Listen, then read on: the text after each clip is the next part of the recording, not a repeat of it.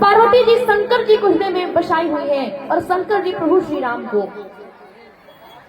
तभी भगवान विष्णु अन्य सभी देवताओं के साथ जाते हैं और शंकर जी को मनाने लगते हैं। उनको मनाने के लिए उनकी स्तुति करते हैं, विवाह का प्रस्ताव रखते हैं और मैया पार्वती के जन्म को बताते हैं। नमामि शमीशन निर्वाण रूपं विभं व्यापकं ब्रह्म वेद स्वरूपं विभं व्यापकं ब्रह्म वेद स्वरूपं।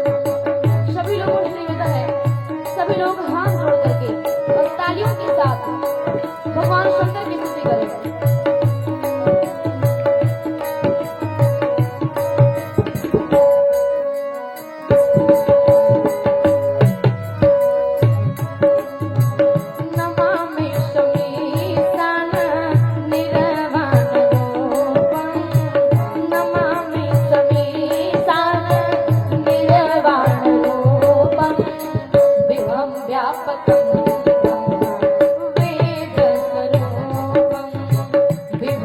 अखंड